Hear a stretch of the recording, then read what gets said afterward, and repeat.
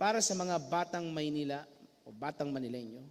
Taus-puso po at walang hanggang pasasalamat sa tiwala at suporta na ibinigay niyo po sa isang Yul Servo Nieto, lalo na po sa aking mga minamahal na kapitbahay sa 3 distrito ng Maynila. Sa loob ng 18 taon, isang pribileyo po na mapaglingkuran kayo. Dahil hindi naman lahat nabibigyan ng pagkakataon na makapaglingkod sa kanyang bayan o sa kanyang nasasakupan. Kaya isang malaking karangalan ang 18 taong paglingkuran ko kayo ng buong puso.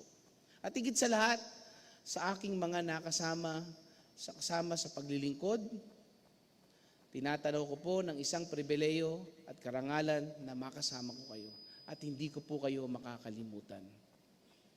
Na hanggang sa mga huling araw ng ating panunungkulan, naging totoo pa rin tayo sa ating panata na maglingkod ng higit sa inaasahang tungkulin. At sa aking mga staff na nadyan sa library, maraming salamat sa inyo. At hanggang sa huling buwan ng paglilingkod natin, talagang sinuportahan nyo yung ating 6 na lingkod Manileño Big Medical Mission natin sa bawat distrito. Naka-6 din tayo. Nakalibo-libo rin po tayong natulungan bago tayo mag-exit sa ating pagiging lingkod bayan. Kaya mga kasama, sa aking mga pinakamalulupit na sandalan sa paglilingkod sa lungsod ng Maynila, maraming salamat. At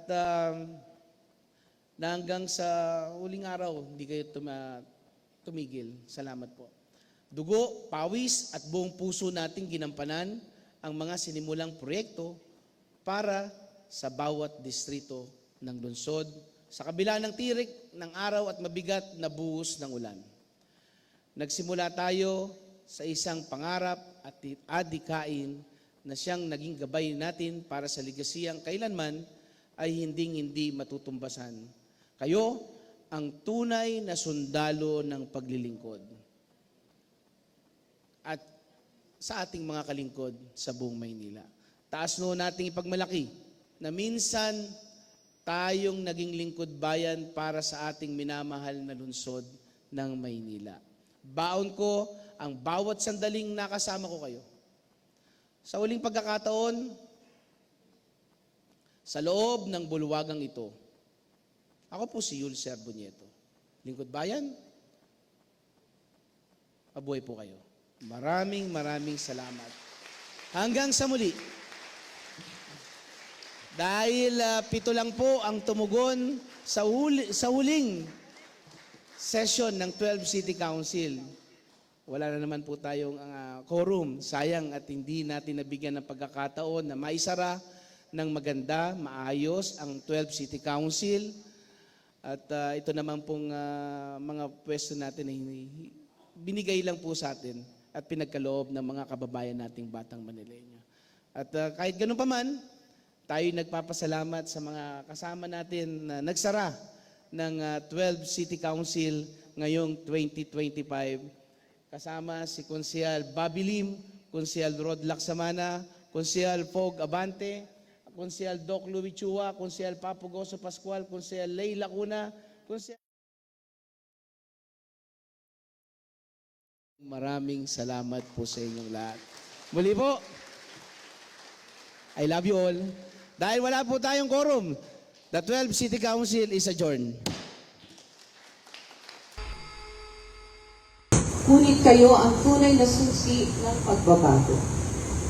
Sa pagtuon natin sa toong pasanin ng bawat Manileño, maging ito man ay sa paghahanap nila ng trabaho o sa kasiguraduhan ng sariling tahanan, sa pagdamay natin sa nawalan sa buhay, alay lunas sa mabigat nilang karamdaman, o sa simpleng pagbigay parangal sa mga nakatatanda sa atin, na iparamdam natin sa kanila ang totoong pangangalaga ng pamahalaan sa kanyang mamamayan.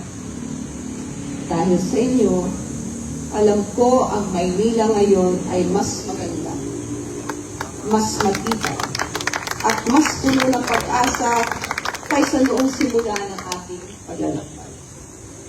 dahil inuna natin ang mga Manileño. Sa aking mga kasamahan, kay Vice Mayor Yul na naging tapat na partner sa aking mga pangarap para sa Maynila, sa ating mga konsehal, dahil sa inyong malasakit na pag-aanin ng buhay ng bawat Manileño. Sa mga kasamahan ko sa pamilyang Asenso Manileño, maraming salamat po sa inyo. Sa ating mga department head, sa mga hepe, sa ating termino lamang nagtagumpay ang good local governance sa Manila. Masinop at maayos na paggogobyerno. Alam kong madaming pressure sa inyo, ngunit nagsakripisyo kayo. Hindi para sa akin, hindi para manindigan sa tapat at manindigan sa totoo. Tulad sa mga pinamumunuan ninyo, mataas ang tingin ko sa inyo bilang mga tunay na profesional. Ngunit higit pa doon, ay mas masaya akong pagmamalaki kayo bilang aking mga kaibigan. Sa mga staff ko sa Office of the Mayor, higit pa sa 3 dekada ninyo kong inalagaan at ang pamilya Lacuna. Kumuha ako sa inyo ng lakas, sa inyong sipag, sa inyong dedikasyon, at higit sa lahat, sa inyong pagmamahal sa akin. Mahal na mahal ko kayo, at proud akong ituring kayo bilang aking pamilya. Sa inyong lahat, maraming salamat.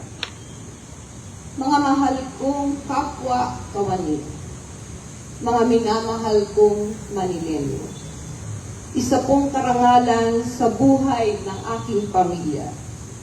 Mula sa aking ama at hanggang sa inyong lingkod, ang kayo ay aming napagsilbihan.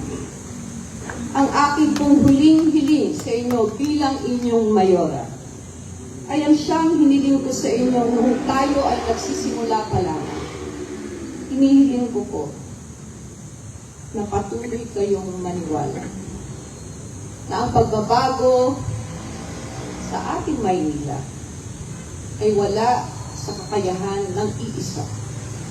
Ang pagbabago ng ating lungsod ay nasa bawat isa sa inyo. Sa bawat isa